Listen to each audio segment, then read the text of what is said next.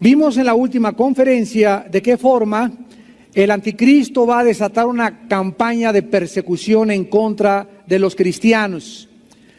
Va a comenzar a matar, a asesinar a todas las personas que no tengan una marca en la mano o el sello también en la frente del 666.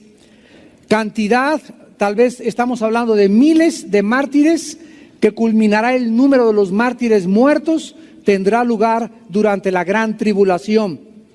Inmediatamente después vimos, hace la última conferencia, hace 8 días, que viene la gran cosecha de todo el mundo, donde Dios levanta la cosecha, la vendimia está madura y también levanta la cosecha de los sobrevivientes cuando Él venga en su segunda venida.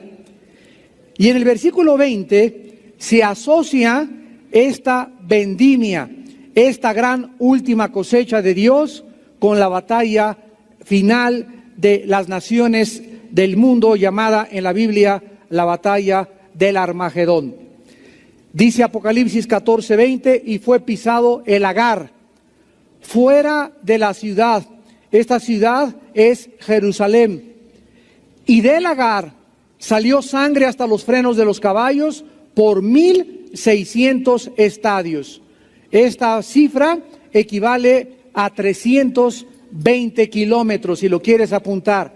1,600 estadios equivale a 320 kilómetros.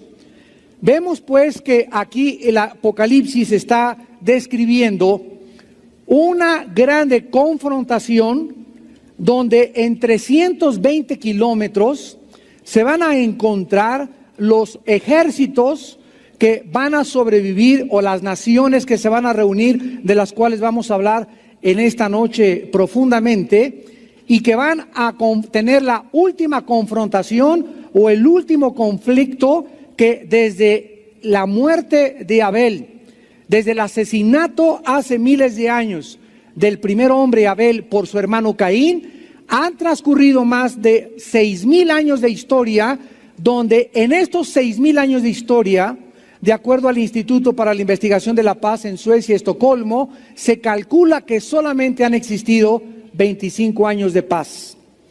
De 6,000 años de historia, la historia humana se podría resumir como continuas y constantes guerras. Toda la historia humana ha sido guerra tras guerra, tras guerra, tras guerra. Troya, Esparta, Babilonia, Alejandro el Magno, Napoleón, las guerras en el norte de Europa, en el Medio Oriente, en China, los samuráis, en Latinoamérica, los indígenas, los españoles contra los aztecas. En fin, toda la historia humana es una historia donde el ser humano quiere conquistar y dominar al ser humano. Quiere apropiarse de sus terrenos, quiere extender sus territorios, quiere tratar de dominar. Y este afán, esta ambición, esta avaricia que existe en la naturaleza humana proviene precisamente de lo que la Biblia le llama el pecado. El pecado hace que no estés contento con lo que tienes, no te conformas con tu esposa, quieres otras más. No te conformas con tu salario, quieres robar para tener más. Es un continuo deseo de estar satisfaciendo algo que nunca puede ser saciado. Cristo lo expresó con estas palabras: cualquiera que beba de esta agua, cualquiera que crea que el mundo le puede dar algo para satisfacer la vaciedad que tienes y la falta de propósito y significado en tu vida, volverás a tener sed. El que tenga sed, dijo Jesús, venga a mí y beba. Y como dice la Escritura, de su interior saldrán ríos de agua viva. En Él está el manantial de la vida. En la luz de Dios veremos la luz de su Hijo Jesucristo. En la presencia de Dios hay plenitud de gozo. En su tabernáculo nos esconderá del mal. Por eso tus hijos, dice uno de los salmos, aman tu misericordia, y por eso nos escondemos debajo de sus alas, porque su misericordia es hasta los cielos, su fidelidad hasta las nubes, su justicia como los montes, sus juicios tan anchos como un abismo. Este es el Dios de la Biblia que nos invita a descansar en Él y a encontrar en Él la razón de nuestra existencia. La Biblia profetiza claramente que la batalla del Armagedón será la última guerra en la que los seres humanos se enfrascarán. Las guerras mundiales se iniciaron en el siglo XX, en el siglo pasado que acabamos de suceder. Este siglo XX es el siglo donde más descubrimientos tecnológicos hizo el ser humano. Es el siglo donde más avances médicos y científicos hizo el ser humano.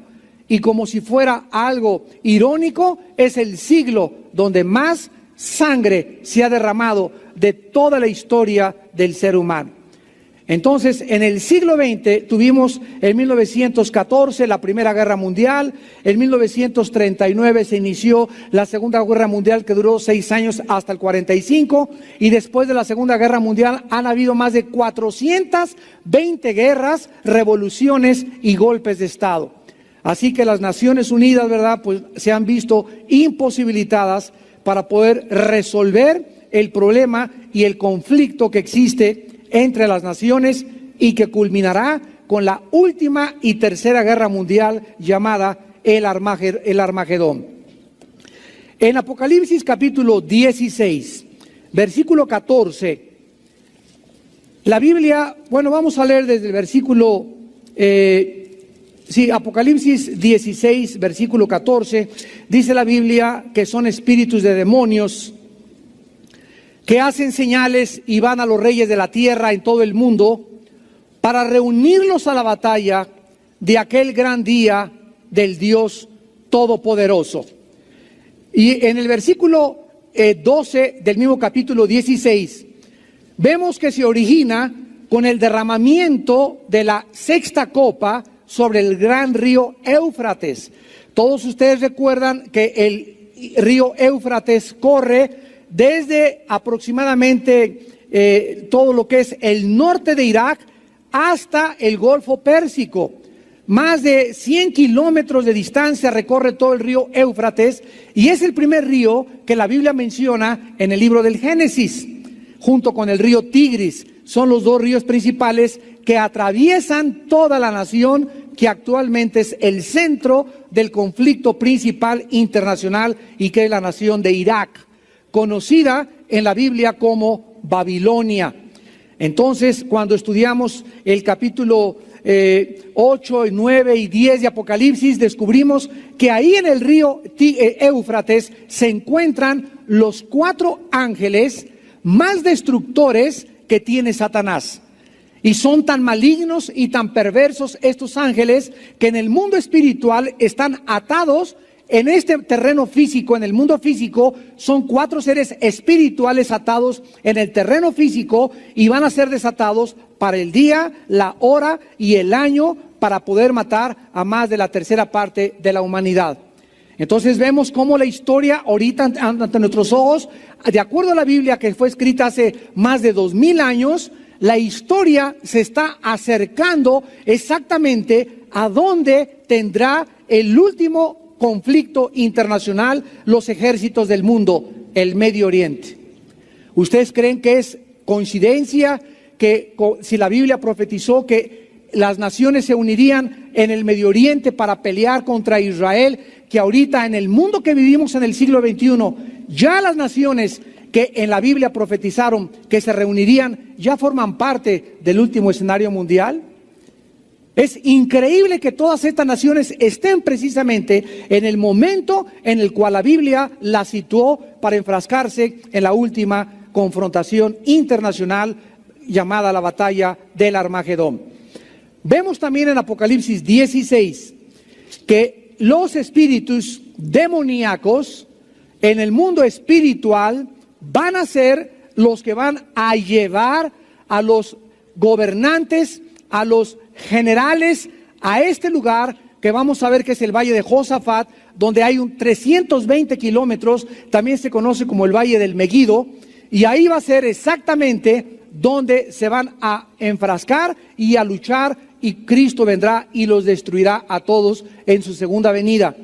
Pero es interesante que detrás de las guerras, detrás de Atila, detrás de Napoleón, detrás de Alejandro el Magno, detrás de Carlomagno, detrás de los grandes conquistadores, la Biblia nos describe que hay espíritus que están operando en estos hombres porque el propósito de Satanás es matar, robar y destruir. Entonces la Biblia nos muestra desde el Antiguo Testamento que había dos ejércitos: el ejército de Israel aquí en la tierra y el ejército angelical que defendía a Israel. Por eso se le llama a Dios en el Antiguo Testamento Yahweh Sabaoth. Sabaoth o Sabaoth significa en el hebreo ejércitos. Entonces es Dios de los ejércitos o Jehová de los ejércitos, porque su ejército Israel estaba en la tierra y el ejército en el cielo eran los ángeles que defendían y peleaban las batallas de Israel. Aparentemente Israel iba a pelear contra los cananitas o iba a pelear contra los amonitas, pero no eran ellos los que decidían la victoria aquí abajo. La Biblia nos revela que había un ejército de ángeles que peleaban arriba en el escenario invisible y le daban la victoria a la nación de Israel o al pueblo de Dios. En el Nuevo Testamento, dice Efesios 6:12, no tenemos lucha contra carne y sangre. Ya no veas a ningún ser humano, no importa la religión, la secta, lo que te odie, no tenemos la lucha entre nosotros, sino entre los espíritus que se encuentran detrás de tus enemigos y detrás de mis enemigos. Nuestra lucha es contra huestes espirituales de maldad perfectamente bien organizadas. Muy bien, entonces la palabra Armagedón, para comenzar, es la palabra Armagidón. Armagidón, con H, Armagidón. Y vamos a ver en Zacarías 12, versículo 11, cómo aparece en el original hebreo. Dice Zacarías 12:11, en aquel día habrá gran llanto en Jerusalén, como el llanto de Hadad Drimón en el valle del Megido. Esta es la palabra para Armagedón, que significa monte del Megido. La palabra Armagedón significa monte del Megido.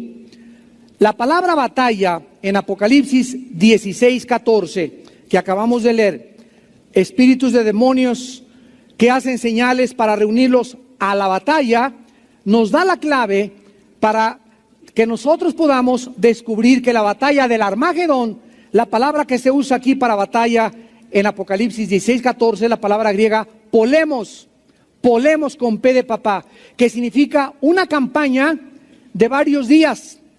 Entonces, lo primero que sabemos en esta noche es que el conflicto internacional de la batalla del Armagedón no durará un día, va a durar tal vez meses o tal vez pueda llegar hasta un año.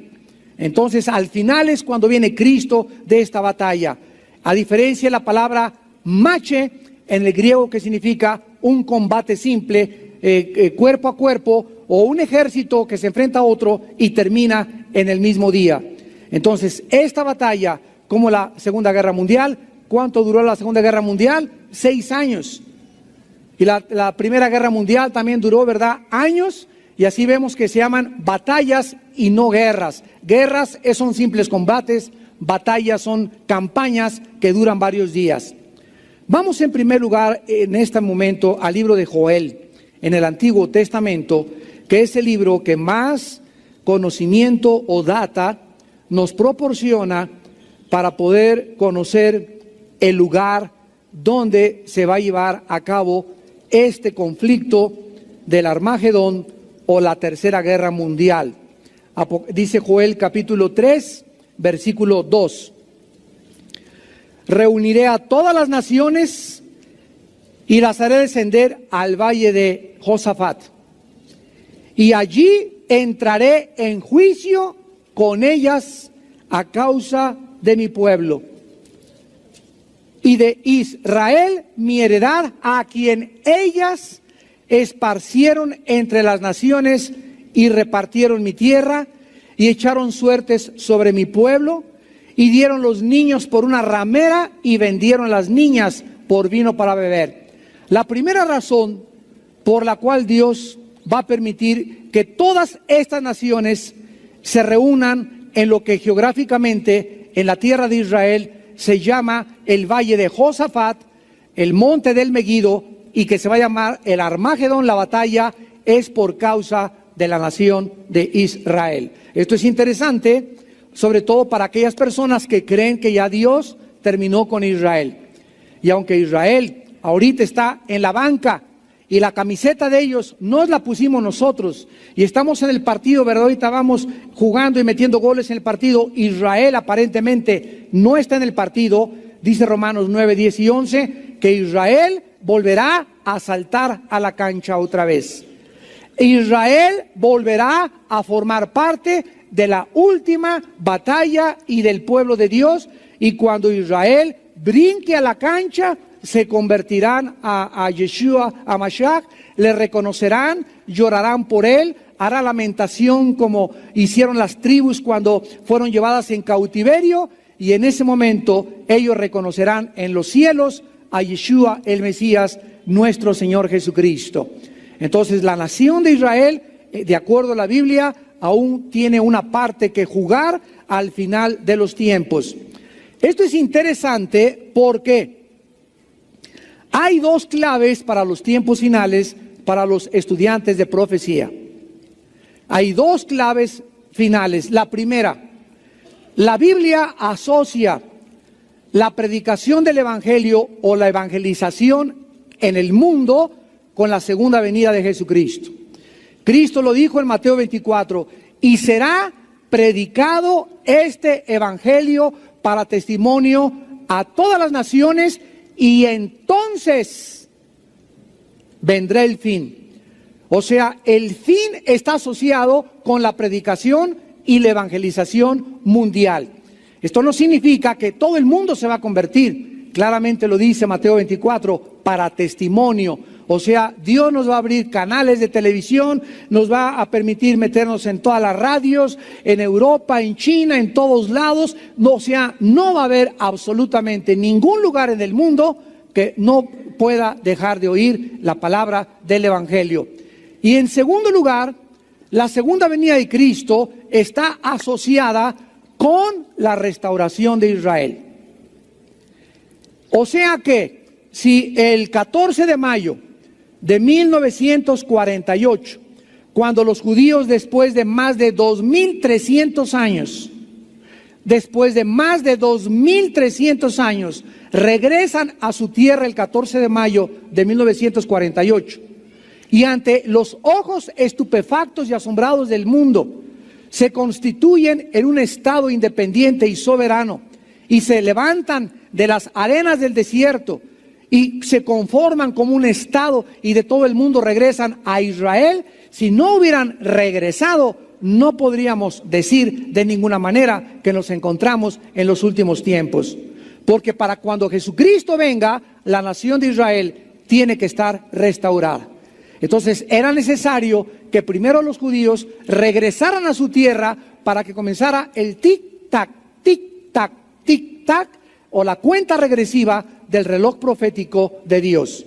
Entonces estos dos eventos, la predicación del Evangelio y el regreso de los judíos, nos hablan claramente que nos encontramos en el preámbulo, nos encontramos casi en la orilla de la segunda venida de Jesucristo a este mundo. En Joel 3, versículo 12, dice la Biblia: despiértense las naciones y suban al valle de Josafat, porque allí me sentaré para juzgar a las naciones de alrededor. Vamos a comparar estas palabras de Joel con las palabras de Cristo en Mateo capítulo 25, versículo 31. Cuando el Hijo del Hombre venga en su gloria y todos los santos ángeles con él, entonces se sentará en su trono de gloria y serán reunidas todas de las naciones delante de él, y apartará los unos como aparta el pastor las ovejas y los cabritos. Cristo en Mateo 25 no nos revela dónde iba a reunir a las naciones, porque como ya hemos estudiado, la Biblia no es de interpretación privada. Para que podamos tener un panorama, para que podamos tener un cuerpo de doctrina, para que podamos interpretar adecuadamente las Sagradas Escrituras, necesitamos la suma de toda su palabra, que es la verdad. Como lo dice un salmo, la suma de tu palabra es la verdad. Necesitamos tomar lo que dice Mateo, lo que dice Joel, lo que dice Daniel, lo que dice Ezequiel, lo que dice Apocalipsis, juntarlo todo, armar el rompecabezas y tener el panorama completo. Así es como el Espíritu Santo diseñó las Sagradas Escrituras. Entonces Joel nos dice que se van a reunir en el valle de Josafat. Cristo simplemente dice: reuniré a todas las naciones y apartaré a los cabritos, uno a la derecha y otro a la izquierda. Sabemos que Joel está hablando de la segunda venida de Cristo, porque Cristo dice en Mateo 25 que cuando Él reúna a todas las naciones es en su segunda venida. Entonces, hasta ahí, ¿verdad? Vamos bien. Me sentaré a juzgarlas en todas las naciones de alrededor. Este lugar, que se conoce como el Valle del Megiddo, el Valle de Josafat, también en la Biblia se le conoce con el nombre del Valle del Cedrón, que está entre el Monte de los Olivos y Jerusalén. Es parte de este lugar. La palabra Josafat significa en el hebreo: Jehová ha juzgado.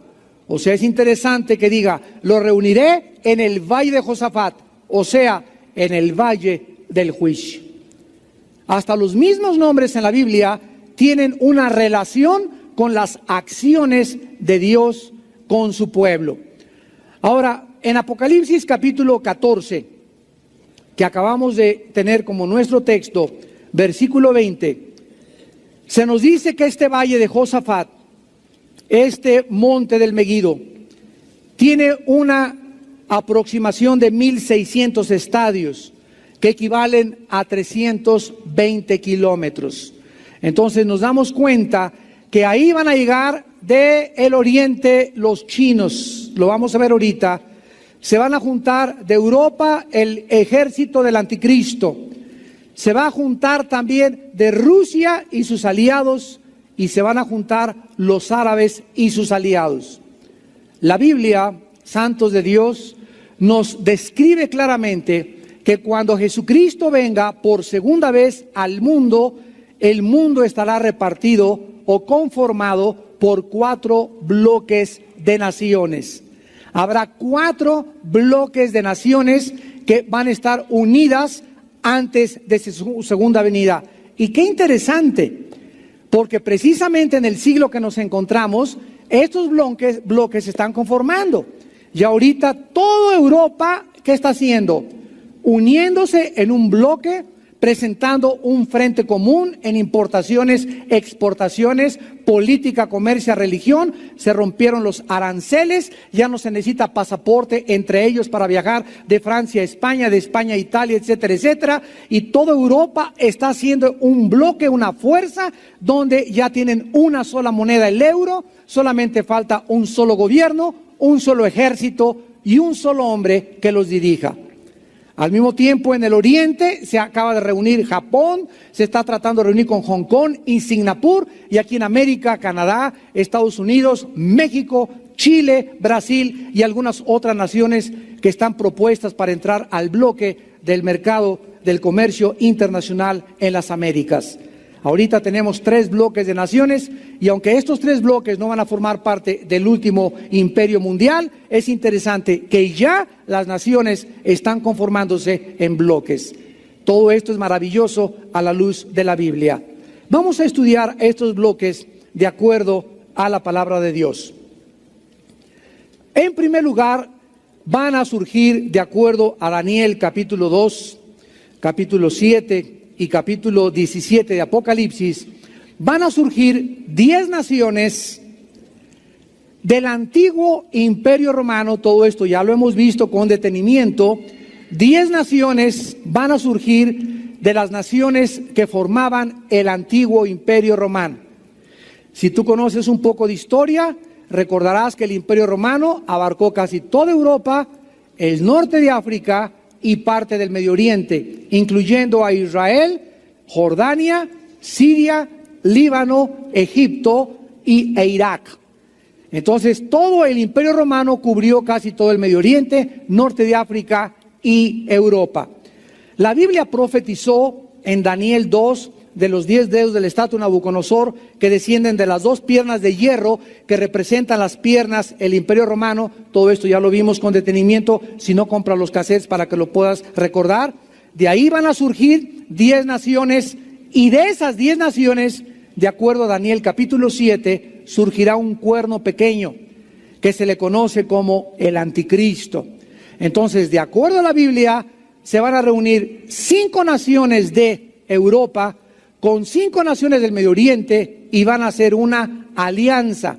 Pero dice claramente en Daniel 2 que así como el barro no se mezcla con el hierro, se unirán por alianzas, pero no se mezclarán. Y es interesante que el barro representa el Medio Oriente, el hierro representa el Imperio Romano. Por eso sabemos que serán 5 naciones de Europa y 5 naciones del Medio Oriente. ¿Por qué no pueden las naciones del Medio Oriente unirse con las naciones de Occidente? Porque en el Medio Oriente no hay democracias. La única democracia del Medio Oriente es Israel. Todas las naciones árabes alrededor de Israel son monarquías o dictaduras. La única democracia es Israel. Esto es interesante. Entonces, una democracia, ¿verdad? En los países democráticos tratan de imponer la democracia. En los países donde hay monarquías y dictaduras, y un ejemplo lo tenemos actualmente en Irak. Estados Unidos está tratando desesperadamente ¿de qué cosa? De democratizar la nación de Israel, de Irak, de tratar de instaurar una democracia en un país musulmán, donde los chiitas y los sunnis, las 2 ramificaciones principales de los musulmanes, es imposible que ellos puedan aceptar una democracia. Esto es una imposibilidad sociológica a la luz de la historia. Nunca, nunca, nunca, nunca aceptarán en Irak una democracia. En esto va a fallar Estados Unidos rotundamente. Porque la mentalidad del musulmán, la mentalidad del oriental es totalmente diferente a la mente del occidental. Para ellos todo está ligado a la religión. Todo es religioso, sus guerras son religiosas, se llaman jihad, la guerra santa, la guerra contra los infieles. Todo en ellos es religión y guerra. Y en el occidente todo es money. Todo es dinero, todo es contratos, todo es negocios, es otra mentalidad totalmente diferente. Y aunque hay religiones, no están unidos. Aquí en el occidente es política, allá todo es religión. Allá nada lo puedes divorciar de la religión. Son fanáticos religiosos. Entonces van a unirse, y ¿cómo es posible que siendo tan diferentes se vayan a unir? Miren ustedes cómo está delante de nosotros ya el panorama. Muy bien. Estados Unidos ganó la Segunda Guerra Mundial, todos lo sabemos. 4 años después, 5 años después, en 1950, surge la Unión de Repúblicas Socialistas Soviéticas.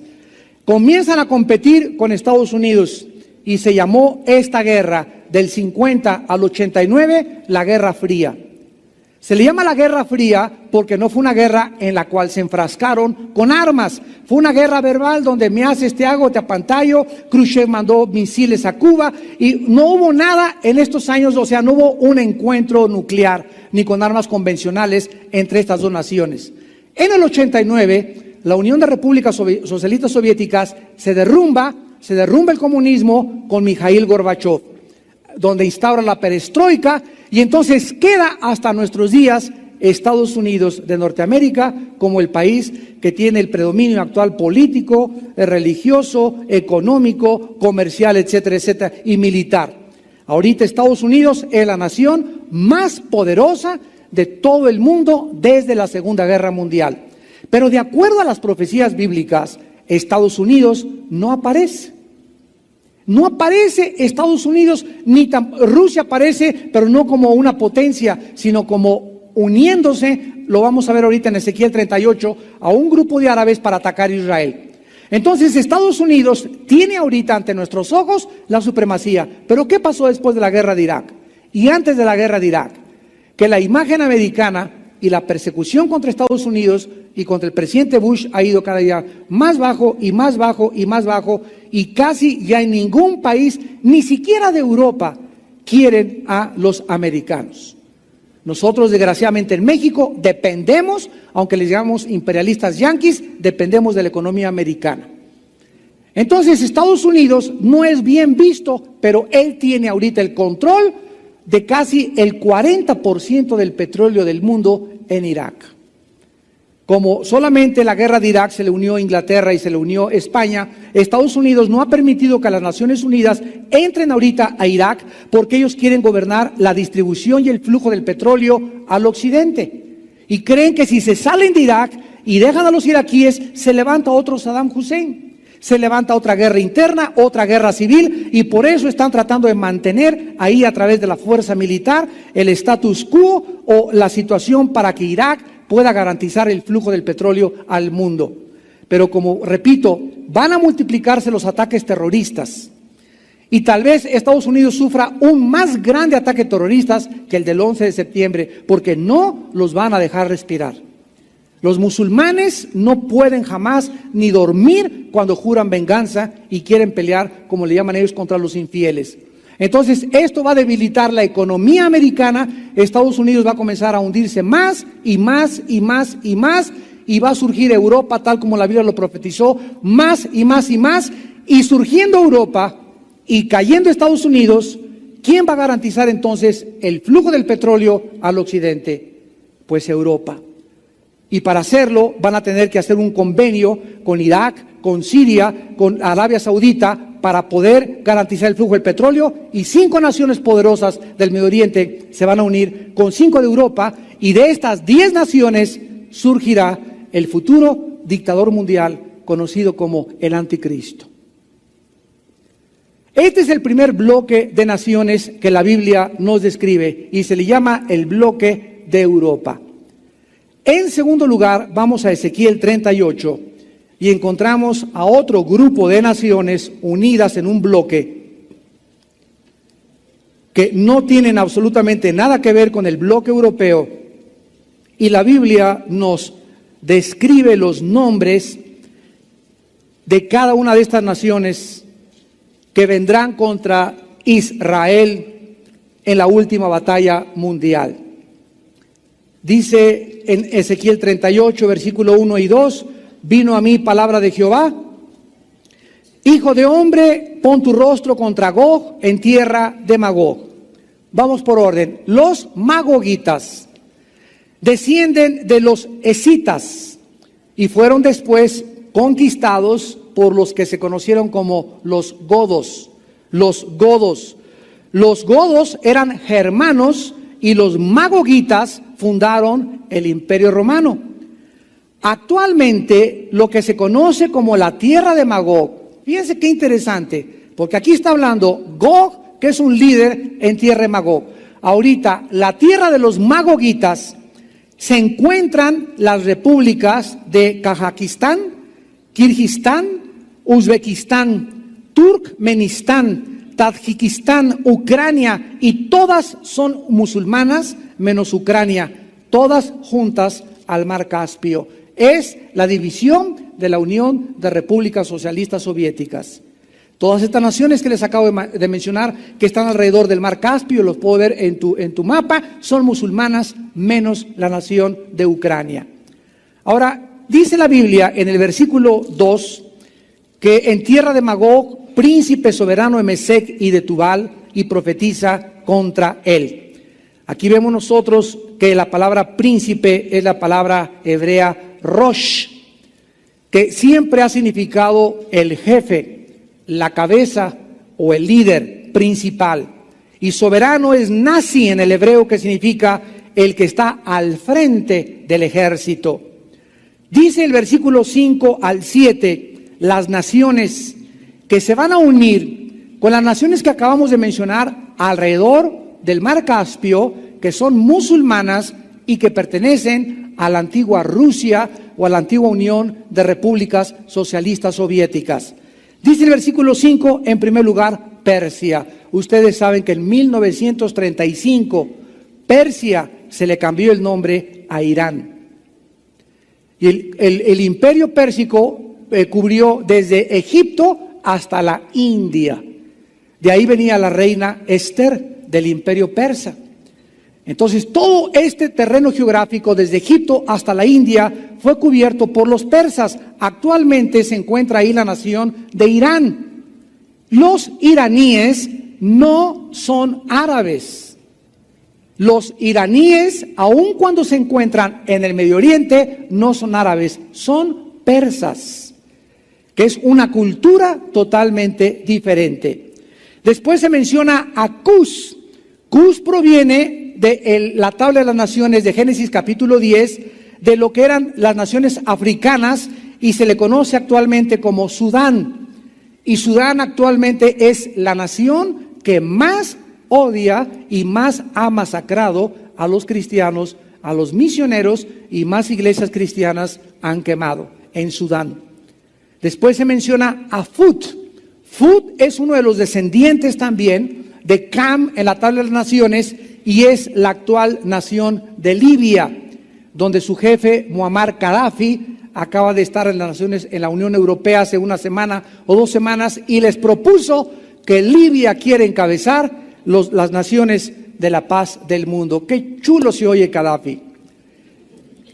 En cuarto lugar encontramos en el versículo 6 a Gomer, que es Alemania o los antiguos germanos, y todas sus tropas. Es interesante que ahora en esta última guerra contra Irak, ¿quiénes fueron los principales países más poderosos de Europa que se opusieron a que no fueran y sacaran a Saddam Hussein de Irak?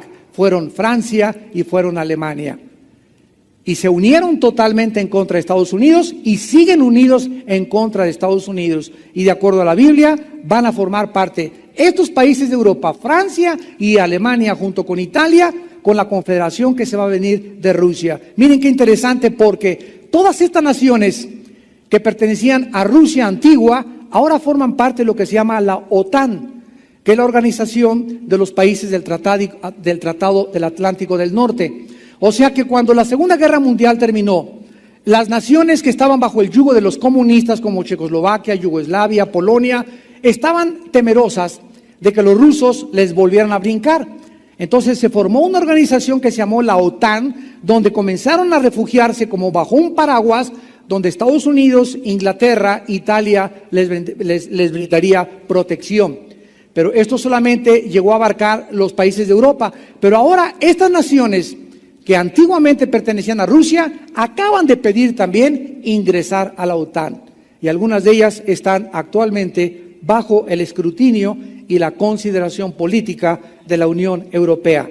Y finalmente tenemos la casa de Togarma, que es Turquía, que es una nación que ahora en la guerra contra Irak no le permitió a Estados Unidos estacionar sus bases, ni sus barcos, ni sus aviones, solamente les permitió volar sobre su suelo, sobre el aire de Turquía, para que pudieran llegar a Irak, pero no les permitió que hicieran bases. Ahora, Turquía es un país actualmente que se encuentra entre el Medio Oriente y entre Europa. O sea, realmente podríamos decir que es la división. Y los turcos no han podido resolucionar o no han podido resolver el problema de a quién les son fieles. Si por un lado están al norte de Irak, y ahí tienen a los kurdos que tienen frontera con Turquía, y los kurdos están en contra de los turcos contra los kurdos contra los iraquíes, los kurdos ayudando a los americanos contra la conquista de Saddam Hussein, y por otro lado tienen a Europa.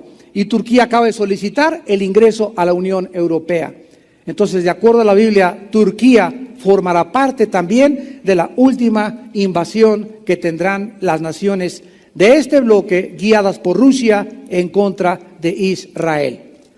En tercer lugar tenemos a China y sus aliados. En Apocalipsis capítulo 16 vemos que este bloque de naciones que ya está en conformación, ya está cuajándose la gelatina, son el tercer grupo de naciones o el tercer bloque que vendrán en contra de la nación de Israel. Dice Apocalipsis capítulo 16, versículo 12, el sexto ángel derramó su copa sobre el gran río Éufrates, y el agua de este se secó para que estuviese preparado el camino a los reyes del oriente. En el griego es a los reyes del este, que se les conoce a los amarillos o se les conoce como el pueblo de los chinos. Actualmente China tiene 1.2 miles de millones de seres humanos. Es la nación más poblada del mundo. Y tiene un ejército de más de 200 millones de seres humanos. Entonces, de acuerdo a la Biblia, va a venir China y va a atravesar el Medio Oriente. El río Éufrates se va a secar, que es donde está Irak. Irak le va a permitir el paso y se van a venir todos contra la nación de Israel. Vamos ahorita a Daniel capítulo 11, Daniel 11. Espero que estén aprendiendo algo y ya no leas la revista Duda, ni el Código Da Vinci, ni tantas filosofías, el caballo de Troya y tantas barbaridades de filósofos, de personas, como le dice Pablo a Timoteo en su primera carta, capítulo 6, si alguno enseña otra cosa y no se conforma a las palabras saludables de nuestro Señor Jesucristo, nada sabe, está envanecido, delira, hombres corruptos de entendimiento, privados de la verdad. Entonces tú vas a Sanborns y que Cristo estuvo en Chacachimira, y el Triángulo de las Bermudas, que Cristo comió chorizo en Toluca, que el Código Da Vinci, que estamos llenos, o sea, el diablo ha bombardeado totalmente las librerías, la literatura, las películas, por todos lados, ¿verdad? Con puras filosofías, con puras historias, con leyendas. Le dice Pablo a Timoteo, nunca hagas caso de las leyendas, de viejas, de mitos, de fábulas, que Juan Diego se le apareció esto, que esto y que el otro por acá, que se apareció una cosa. No, todas estas cosas forman parte del engaño de los últimos tiempos. Pero tenemos la palabra profética más segura, a la cual haríamos bien en estar atentos, como una antorcha que alumbra en medio de tantas marihuanadas, en medio de tantas tinieblas, en medio de tantas leyendas, mitos, que venimos del chango, que la evolución, que la Tierra tiene 25 billones de años, que somos el producto de una célula protoplasmática, que los ovnis, que el Triángulo de las Bermudas, que las pirámides de Egipto. Estamos rodeados de cosas, ¿verdad?, que los seres humanos se imaginan. La imaginación humana es incontrolable. Entonces una persona se le ocurre una cosa y hace un libro y ya sale toda una historia donde millones de seres humanos la creen. Gracias a Dios que tenemos la Biblia, el libro de los libros y la única luz que puede guiarnos en estos tiempos tan peligrosos en que estamos viviendo. Dice aquí también en Daniel 11, ya tienen Daniel 11, en el versículo 40 al 45 de Daniel, se está describiendo la entrada del anticristo al Medio Oriente.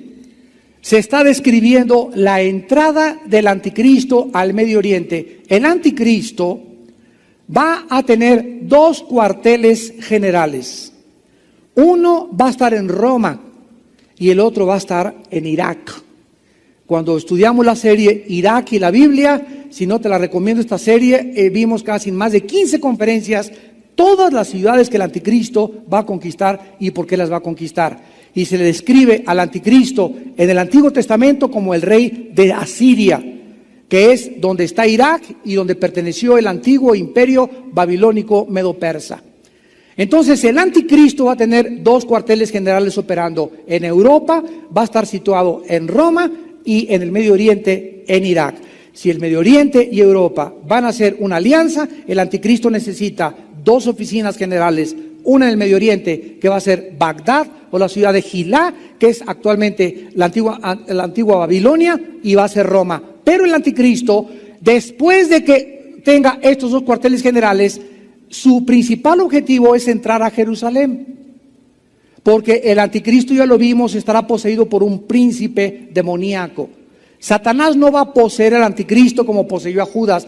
Dice que sale del abismo y es la bestia que sube del abismo, y Satanás no está en el abismo. Satanás está suelto. En el abismo están principados que están presos y capturados, y uno de ellos que poseyó en el Antiguo Testamento a alguno de los más grandes líderes en contra del pueblo de Israel, va a estar en el abismo y va a surgir y se le va a meter al anticristo, cuando el anticristo tal vez inicie su reinado en Europa y en el Medio Oriente. Entonces el objetivo principal del anticristo será, después de conquistar Europa y controlar el Medio Oriente, irse contra la ciudad de Jerusalén. Dice este pasaje en el versículo 40, pero al cabo del tiempo el rey. Este rey es Egipto. El rey del sur contendrá con él, y el rey del norte se levantará contra él como una tempestad. Este es el anticristo y se le llama el rey del norte, con carros y gente de a caballo y naves, y entrará por las tierras e inundará y pasará. Entrará a la tierra gloriosa, sabemos que es Jerusalén, y muchas provincias caerán. O sea, mientras el anticristo avanza, estas son las que van a caer, mas escaparán de su mano Edom y Moab. Qué interesante. Edom y Moab es actualmente Jordania. Ahorita actualmente hay una reina ahí que mi esposa admira mucho, ¿verdad? Que es una de las mujeres que se han levantado en Jordania para levantar la identidad de la mujer árabe. Ustedes saben, si hay alguna mujer pisoteada, despreciada, humillada, desechada, son las mujeres árabes. Y también muchas mujeres judías son muy despreciadas. Pero esta mujer, la esposa del rey de Jordania actualmente, que es el hijo de Juseme que murió, está levantándose en Jordania para unir a las mujeres y poder recobrar a las mujeres los derechos que ellas tienen como mujeres de una forma maravillosa. Pero Jordania, ¿cómo fue formada? ¿Saben ustedes cómo fue formada Jordania? Desde Génesis 19, cuando las dos hijas de Lot se metieron con Lot, su papá, en la cueva cuando huyeron de Sodoma y Gomorra, tuvieron dos hijos, o sea, cometieron incesto con su padre. Y de estos hijos, los amonitas y los edomitas, vinieron precisamente los que formaron la tierra de Jordania. O sea que de acuerdo a la Biblia, Jordania actualmente no tiene problemas con Israel. Pero de acuerdo a la Biblia, Jordania va a traicionar a Israel. Es increíble la Biblia, hasta nos dice las naciones que van a traicionar al final a Israel. Edom y Moab, el anticristo no las va a tocar. ¿Por qué no las va a tocar? Porque van a ceder a su afán de conquista, se van a unir con él y van a traicionar a Israel. Y la mayoría de los hijos de Amón. Edom, actualmente la ciudad de Petra, y Moab y Amón, Jordania, como acabamos de describirlo. Extenderá su mano contra las tierras y no escapará el país de Egipto. De acuerdo a la Biblia, los egipcios al final de los tiempos van a proteger a los judíos. ¿Se acuerdan ustedes cuando los judíos huyeron de Egipto? Los tenían como esclavos y salieron. Ahora, de alguna forma, en un futuro próximo, los judíos van a volver a ser perseguidos. Y Egipto los va a proteger. Y es interesante que actualmente Egipto sigue siendo un aliado de Israel, o por lo menos está deteniendo a los demás países árabes para que no lo ataquen, desde que su presidente anterior, Sadat, fue asesinado por haber firmado un pacto con los judíos. ¿Se acuerdan que estaba Sadat en un espectáculo grandísimo, ¿verdad? Y pasaron los pedallines y ¡brum!, lo rociaron con ametralladora. Pues desde entonces, ¿verdad?, los egipcios han mantenido, a pesar del asesinato del presidente Sadat, la amistad con los egipcios. Y dice la Biblia en el versículo 43, y los de Libia y Etiopía le seguirán. Ya vimos a Libia en Ezequiel 38, unida con Rusia, ¿se acuerdan? Viniendo contra Israel. Pues aquí está otra vez en Daniel. Libia y Etiopía seguirán al anticristo. Pero noticias del oriente, o sea, cuando el anticristo venga y ya tenga sus ejércitos para avanzar en contra de Israel, ¿qué vimos en Apocalipsis? Que los reyes del oriente se van a juntar para venir también a esa guerra. Entonces le van a avisar al anticristo: ¿qué crees? Viene un ejército de más de 200 millones por tierra. Y estas noticias van a atemorizar al anticristo, porque el anticristo va a creer que ese ejército viene en contra de él. lo atemorizarán y saldrá con gran ira para destruir y matar a muchos. Y plantará las tiendas de su palacio entre los mares y el monte glorioso, que es el monte de los olivos y santo, mas llegará a su fin y no tendrá quien le ayude. Vemos pues aquí claramente a todas estas naciones, a este bloque de naciones que finalmente serán destruidas en la batalla del Armagedón.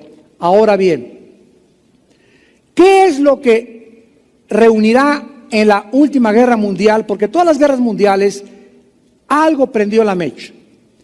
Por ejemplo, el príncipe de Serbia fue asesinado en lo que es la última guerra de los Balcanes, en la Primera Guerra Mundial, y por causa de ese asesinato se inició la Primera Guerra Mundial.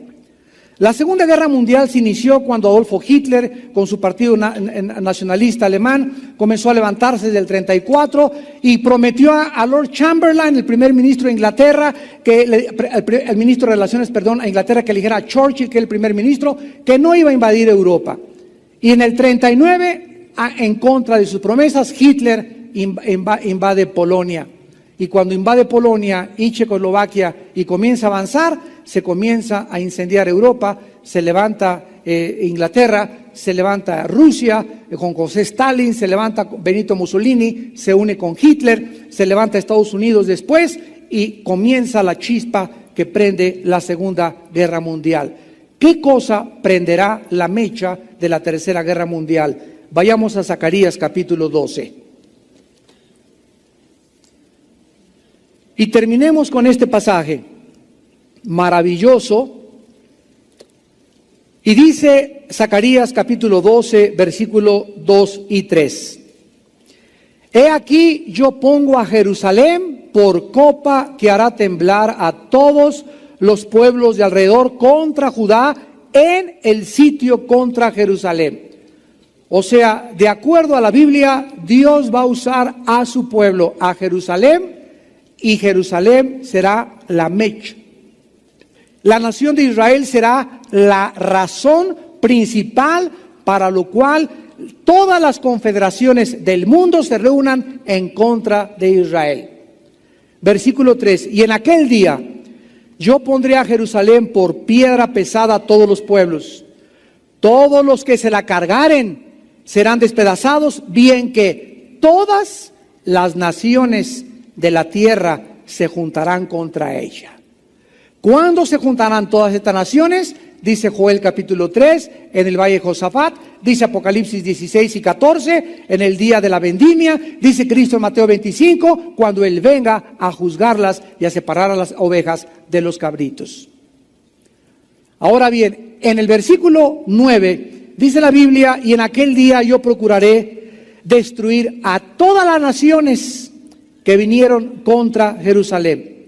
Versículo 11, en aquel día habrá gran llanto en Jerusalén, como el llanto de Hadrath Rimón en el valle del Megido. O sea, así como lloraron en la batalla del Armagedón, las personas que comienzan a ser destruidas desde el cielo por Cristo, así el pueblo de Dios llorará. Dice en Apocalipsis 1, harán lamentación todas las tribus de la tierra y dirán a aquel que traspasaron. Llorarán a aquel que traspasaron. Los judíos en ese momento, cuando aparezca la señal en el cielo, Mateo 24, y entre las nubes venga Jesucristo con poder y gloria, con sus santos ángeles y con nosotros para establecer su reino, todo Israel, dice Romanos 11, 25 y 26, se salvará. Todo Israel será salvado. Ahora, en el capítulo 14 de Zacarías, se describe la venida física de Cristo, y en Apocalipsis 19, la venida espiritual. Síganme con cuidado. Zacarías 14, lo vamos a leer rápidamente. Zacarías 14 describe la venida física de Cristo, y Apocalipsis 19 describe lo que está pasando mientras Cristo viene físicamente, lo que está pasando espiritualmente, y se describe con un lenguaje figurado. He aquí viene el Hijo del Hombre en un caballo, sus ropas manchadas con sangre, ¿se acuerdan? En su pierna, en su muslo, el nombre, el verbo de Dios, y viene para destruir a los ejércitos de la tierra. Lo que describe Apocalipsis 19, lo describe Zacarías 14 físicamente. Y miren qué preciosa descripción del Espíritu Santo. Zacarías 14, he aquí, el día de Jehová viene. Y en medio de ti serán repartidos tus despojos, porque yo reuniré a todas las naciones para combatir contra Jerusalén. La ciudad será tomada, serán saqueadas las casas, violadas las mujeres, y la mitad de la ciudad irá en cautiverio. Versículo 4, y se afirmarán sus pies en aquel día sobre el monte de los olivos. ¿Se acuerdan en Hechos capítulo 1? Que se quedaron los apóstoles viendo a Jesús ascender en el cielo. Y mientras Jesús era subido al cielo, se aparecieron unos ángeles y le dijeron a los apóstoles, ¿por qué se quedan viendo a este? Porque así como le ven, de la misma manera, dice Hechos 1:11, descenderá otra vez. O sea que el monte de los olivos, donde Cristo descendió, en Hechos 1, ahí también dice la Biblia, regresará de la misma manera físicamente y pondrá sus pies en el monte de los olivos. Así se descenderá Cristo y ahí será donde se parará. Se parará ahí en el monte donde hubo la redención de tus pecados y de mis pecados. Y ya no viene con los brazos abiertos para ser crucificados, viene con los brazos abiertos para juzgar a las naciones y para decirnos a nosotros, vengan benditos de mi Padre, bajo mis alas serán cubiertos y protegidos por toda la eternidad. Qué día tan maravilloso será aquel momento para todos nuestros corazones. Y dice el versículo 4 que entonces el monte de los olivos se partirá por el medio hacia el oriente y hacia el occidente. O sea, se va a hacer cuando Cristo ponga sus pies en el monte de los olivos, se va a hacer una cruz en la tierra. Al oriente y al occidente. Inmensa la cruz. Tal vez llegue, ¿verdad?, por todo el Medio Oriente. Se partirá a la mitad y hacia el occidente y hacia el oriente. Se hará una cruz tremenda en casi toda esa área geográfica, haciendo un valle muy grande, dice la Biblia, y la mitad del monte se apartará hacia el norte y la otra mitad hacia el sur. Entonces nos damos cuenta aquí que está el oriente, el occidente, el norte y el sur, donde describe claramente una cruz. Y huirán al valle de los montes, versículo 5, porque el valle de los montes llegará hasta Sal. Huirán de la manera que huyeron por causa del terremoto en los días de Usías, rey de Judá, y vendrá Jehová mi Dios y con él todos los santos. Aleluya, gloria a su nombre. Dice el versículo 9, y Jehová será rey sobre toda la tierra. En aquel día Jehová será uno y uno su nombre. Versículo 11, y morarán en ella y no habrá nunca más maldición, sino que Jerusalén será habitada confiadamente. Damas y caballeros, hay muchas personas en esta noche que están en guerra contra ustedes mismos. Esta es la razón por la cual tomas, fumas, te drogas, tienes pensamientos de suicidio, hay guerra contra tu esposa, contra tus hijos, contra tus padres. La Biblia dice, el corazón del hombre está en guerra. Por eso hay guerras, porque las guerras comienzan dentro de nosotros mismos. Y hasta que no cese dentro de tu corazón y dentro de tu alma, este conflicto que no puede cesar hasta que el príncipe de la paz, que hizo la paz por nosotros en la cruz, a través de su sangre entre a tu vida será de conflicto en conflicto. Nosotros criticamos las guerras, pero hay una guerra mucho más grande en tu vida que las guerras que se pelean por afuera, las cuales son consecuencias de las guerras del corazón de los individuos. Y Dios te pide en esta noche que vengas a la cruz, que vengas a esa cruz donde Él dio su vida por ti, para que tú puedas encontrar la paz que fue hecha y realizada gracias a la sangre derramada del Cordero de Dios. Inclinemos nuestra cabeza. Y así con tu rostro inclinado, en esta noche arrepiéntete de tus pecados.